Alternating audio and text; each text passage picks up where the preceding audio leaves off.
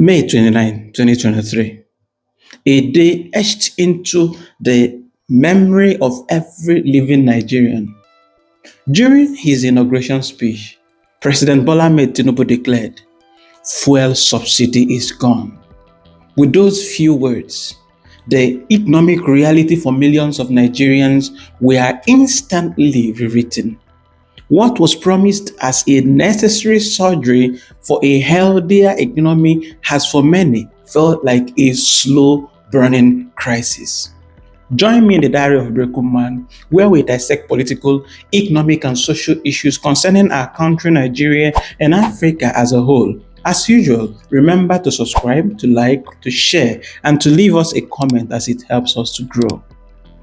Welcome back to the channel. Today, we want to discuss or dive deep into the aftermath of that decision, or those 5 words: fuel subsidy is gone. We'll track back the timeline, expose crushing effects of everyday life, and most importantly, ask the critical questions. After the pain, what is the realistic way out for Nigeria? So let us break down what we have here. The removal didn't happen in a jiffy. It didn't happen in a vacuum. It was a shock wave that triggered a chain reaction. Let's break it down. On May 29, 2023, the announcement is made and panic buying ensues. Fuel prices jump from around 190 naira per liter to 500 naira per liter overnight in many cities. Just as people were still debating whether to buy or not to buy, early June 2023, the Nigerian National Petroleum Company (NNPC) officially adjusted the fuel pump prices to align with the market. Prices settled down 488 and 550 depending on the location. The naira begins to a steep side against the dollar on the parallel market. And then after that, on July 2023, the full domino effect hits. The transportation cost doubled or sometimes tripled. The price of food, which is heavily dependent on logistics, begins its terrifying climb too. By August, a relentless upward trend. Fuel prices have now crossed the 700 naira mark in many states, with some even buying fuel at 900 in their areas. The official devaluation of naira in June 2023 further exacerbated this, making imported goods, including fuel, unbearable for Nigerians. In short, we've moved from an immediate price shock to a prolonged period of hyperinflation with no end in sight for the average Nigerian family. So let's talk about the crushing adverse effect of fuel subsidy removal on the Nigerian families. The data is one thing, the human cost is another. Let's talk about how this is affecting real people and families in Nigeria. First, we talk about the food crisis. This is the most direct hit. The cost of basic meal in Nigeria skyrocketed. In fact, a congo of rice used to be 2,500 before. Now it is 5,500. A loaf of bread is a luxury in Nigeria. Families are skipping meals, compromising on nutrition, living on anxiety constantly about what to happen next, how to feed their children, and how to go about the next meal. The World Bank, in fact, reported in 2023 that about 24 million Nigerians fell into acute food insecurity. The policy is the basic driver here. The number 2 is transportation and the commute hell. Getting to work, school, or market has become a very big financial burden and nightmare to Nigerians. Bus fares have increased by 200%, in some routes 300%. For many, a significant portion of their daily wage now goes just on transportations, eroding any disposable income. So let's give a context. People who go to work from Onitsha to Enugu, or who go to work from Lagos to Ibadan or from Ibadan to Lagos every day, If they had to pay 300 naira before, now they are paying 700, 800, 1,000 naira. And sometimes their daily wage is 1,000 naira, 1,000 plus. So nothing more after transportation. So they are basically transporting themselves every day to go and come back, only to come back with nothing. So let's talk about inflation monster. Fuel is the livelihood of Nigerians' economy. When it cost rises, everything else follows. Hyperinflation has set in, not just for food, for housing, utilities, and education. Salaries have remained stagnant, making the value of the average Nigerian's income worth a fraction of what it was a year ago. Let's not forget business collapses and job losses. Because as we are talking about transportation, food insecurity, and so many of these things, another problem is the business collapses that are happening. And these businesses are employing people. These businesses pay people. So small and medium enterprises are the backbone of the economy of Nigeria, and they are suffocating. Higher transportation for goods, crippling energy costs for generators and customers who can no longer afford to buy. It's a perfect storm. This has led to downsizing and outright closure of so many people, leading to unemployment and the high costs of maintenance of businesses. Another thing is the mental and the social toll it took on Nigerians. The constant financial pressure is leading to unprecedented stress, anxiety, and depression. Social unrests are growing. The crime rate has increased astronomically as desperate people resort to desperate measures.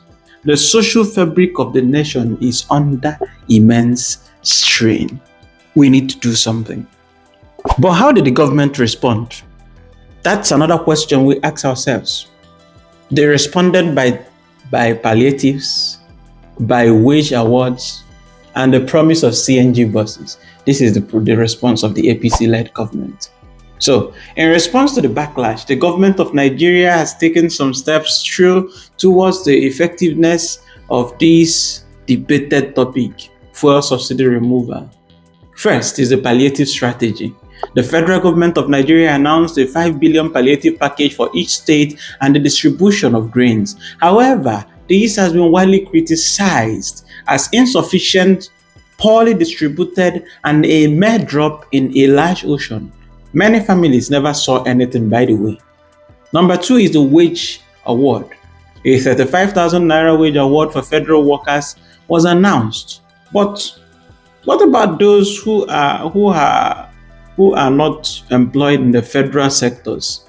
What should they do? So the problem is it provided little comfort to private sectors and the informal workers. Another one is the promise of CNG buses and refineries. And we also how it played out. You see, the influencers who were paid gigs, jumped out on different platforms trying to tell us how wonderful CNG is.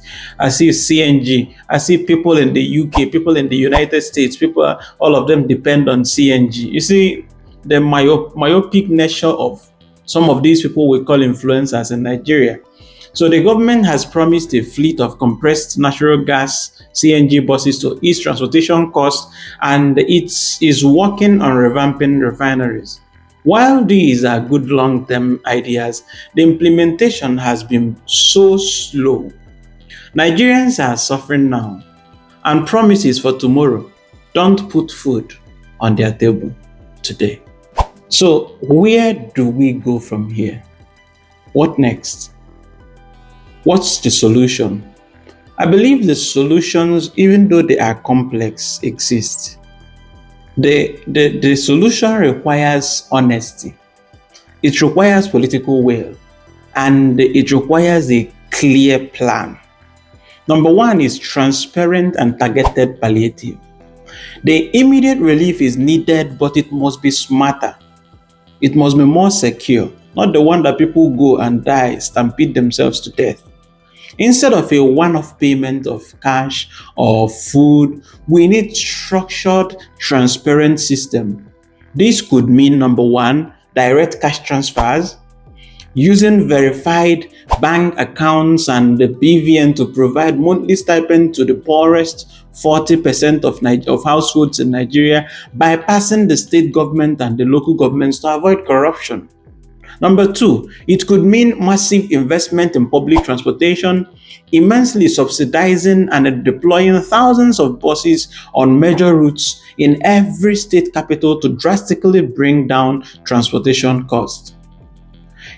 If we are being transparent and targeting the palliatives to the poorest households, we also need to, number two, aggressively invest in local refineries and alternative energy. We must end our dependence on imported fuel. The government must fast-track the maintenance of our state-owned refineries and provide real incentives for private ones like Dangote to prioritize the local market. We should also invest in solar. CNG infrastructure is not luxury. It's a national security imperative. CNG is not luxury, like the way APC are making it sound like. It should be normal. Solar should be normal. Electricity should be normal. Another thing is the monetary and the fiscal discipline. The central bank must work towards stabilizing the naira. This means curbing excessive demand for forex and encouraging export. Nigerian government too must also cut cost of governance and their extravagancy. The cost of governance is too high. How can you ask the citizens to sacrifice while you politicians are living in opulence? How? Another thing is the support for agriculture and the local production. To tackle food inflation, we need to support our farmers with subsidies on fertilizers and then give them seedlings, storage facilities, and transportation too, electricity too. We must also protect our farmers from insecurity that prevents farmers from going to their fields, encouraging local manufacturing, reducing our reliance on exported or expensive imports. Another thing is the long term, the economic diversification. This is the ultimate goal. We must move away from an oil-dependent rentier economy. Investing in technology, creative industries, and the solid minerals is the only path to sustainable wealth creation and job opportunities for our teeming youth population. You see, the removal of the subsidy was arguably an economic decision that was inevitable. But the execution and the aftermath of this has been a masterclass of how not to manage a delicate national transition. The way out isn't just about policies. It's about philosophy. It requires a government that leads not just with pronouncements, but with examples. It requires a system that sacrifices shared from the highest level of government to the lowest level. It also requires an engaged citizenry that holds its leaders accountable each single day. The resilience of Nigerian family is being tested like never before. The resilience alone is not a strategy. We need a plan. We need action-based plans, and we need it now. So the question now is, what has been your experience? What solution do you propose? Let's have a constructive conversation as Nigerians in the comment section. If this video resonated with you, please give it a thumbs up, share it to spark more discussions, and subscribe for more deep dives into the issues that matter. Thanks for watching. Take care. And remember, tough times don't last, but tough people do. I will see you on the next one. This remains the diary of a broken man. Cheers.